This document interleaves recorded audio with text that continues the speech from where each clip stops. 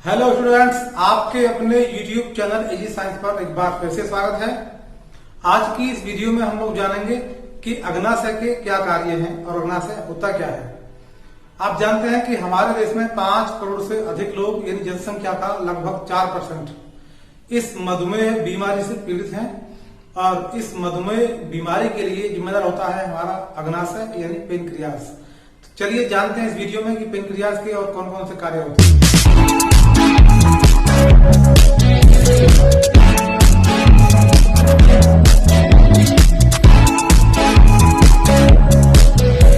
आज की वीडियो में हम लोग अध्ययन करेंगे पेनक्रियास यानी अग्नाशय का।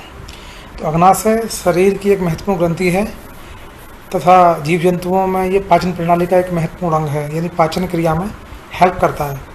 इस ग्रंथि का जो रंग है वो धूसर या मटमैला होता है तथा शहतूत के दानों के समान इस पर जो उभार होते हैं। ये उदर में आमाशय के निचले भाग में पीछे की ओर रहती है, यानी वास्तव में ये आमाशय से ढकी रहती है, कम दिखती है। इस कारण स्वाभाविक अवस्था में यह आमाशय से ढकी रहती है। इस ग्रंथि का जो दाहिना बड़ा भाग होता है वो कहलाता है सिर, मध्य भाग को हम बॉडी या धड़ कहते हैं और जो दूसरा लंबा भाग होता है पतला उसे हम कहते हैं पुच्छ, क्योंकि इसका आकार वास्तव में मछली की तरह होता है। बाईं ओर वह प्लीहा तक पहुंच जाता है और उससे लगा रहता है। यदि हम आकार की बात करें तो इसका आकार लगभग 6 इंच का होता है, जो 15 सेंटीमीटर के बराबर होता है लगभग। वज़न इसका होता है लगभग 130 ग्राम या इसके आसपास, 120 ग्राम से 140 ग्राम तक होता है, तो लगभग 130 ग्राम होता है। कई जरूरी हार्मोन बनाने वाली मिश्रित ग्रंथि है। मिश्रित ग्रंथि का मतलब होता है अंतःस्रावी ग्रंथि का भी काम करती हो कोई ग्रंथि और बहिःस्रावी ग्रंथि का भी काम करती हो, यानी ऐसी ग्रंथि जो अंतःस्रावी ग्रंथि भी हो और बहिःस्रावी ग्रंथि भी हो, उसको हम कहते हैं मिश्रित ग्रंथि। तो अग्नाशय भी एक मिश्रित ग्रंथि है। अगर आपसे पूछा जाता है कि किसी एक अंतःस्रावी ग्रंथि का नाम लिखो तो आप लिखेंगे अग्नाशय, और यदि पूछता है किसी एक बहिःस्रावी ग्रंथि का नाम लिखो तब भी आप अग्नाशय लिख सकते हैं।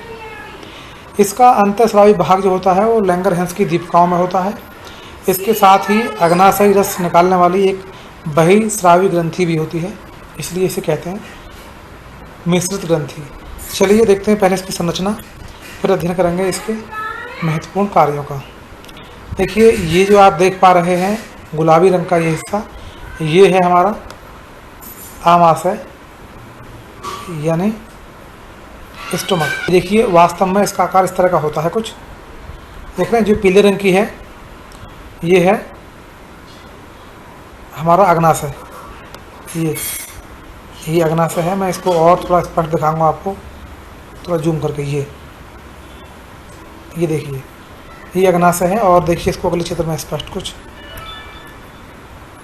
अब देखिए यहाँ से हमने पूरा हटा दिया है वो पिंक कलर का जो था स्टोमक, ये आमाशय हटाने के बाद ये दिखती है स्पष्ट। देखिए ये इसकी संरचना है, जो इसका ये भाग है प्रारंभिक भाग, ये इसको हम कहते हैं हेड। ये जो मध्य भाग है इसका बीच का लगभग यहाँ से यहाँ तक, इसको हम कहते हैं बॉडी या धड़ इसका।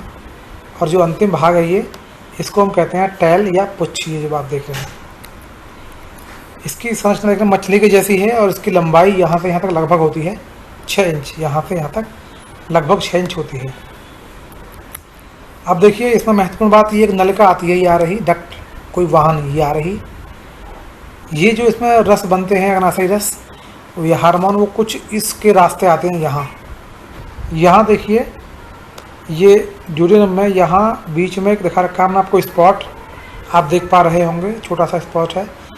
वास्तव में ये कॉमन डक्ट यानी पित्ताशय की नलिका और अग्नाशय की नलिका दोनों जो मिलकर के एक होती हैं, जिसे हम बोलते हैं कॉमन बाइल डक्ट, वो आकर के यहाँ निकलती है यहाँ।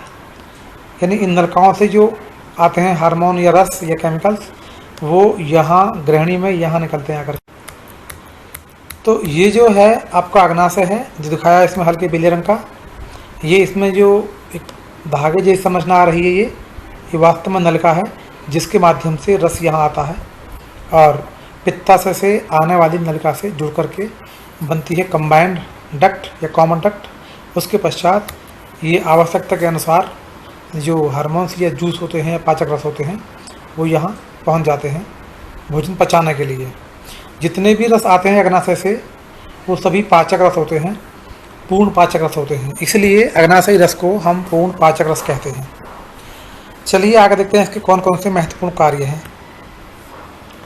अग्नाशय जो कार्य हैं उनमें एक होता है अग्नाशयी रस का निर्माण। अग्नाशयी रस जो होता है उसका निर्माण करता है अग्नाशय, और अग्नाशयी रस 3 प्रकार के एंजाइम होते हैं, ट्रिप्सिन, एमाइलोसिन तथा लाइपेज। इनका काम होता है क्रम से प्रोटीन को, स्टार्च को और ग्लूकोज को पचाना। जो ट्रिप्सिन है वो करता है प्रोटीन को पेप्टिडोन में कन्वर्ट, जो एमाइलोसिन है वो करता है स्टार्च को ग्लूकोज में कन्वर्ट, और जो लाइपेज है वो करता है वसा अम्ल को ग्लिसरॉल में परिवर्तित। अग्नाशयी रस संयुक्त रस पित्त नलिका के माध्यम से गृहिणी में पहुंचता है। जैसे मैंने आपको बताया था अभी कॉमन डक्ट के माध्यम से ये पहुंचता है गृहिणी या ड्यूडेनम में, और वहाँ पर जो भोजन आता है आमाशय से उसमें मिल जाता है और उसको पचाने का कार्य करता है। ये पाचक रस होता है, इसीलिए इसे हम कहते हैं पूर्ण पाचक रस। ध्यान रखेंगे, अग्नाशयी रस को पूर्ण पाचक रस कहा जाता है। चलिए आगे देखते हैं। आगे इसका कार्य है इंसुलिन हार्मोन का स्रवण। इस पर ध्यान दीजिए, इंपॉर्टेंट है ये। इंसुलिन हार्मोन जो होता है उसका स्रवण भी अग्नाशय यानी पेनक्रियास के माध्यम से ही होता है। ये रस जो होता है ये शरीर में ग्लूकोज की सांद्रता को बनाए रखता है, उसे कंट्रोल करता है, उसे नियंत्रित करता है।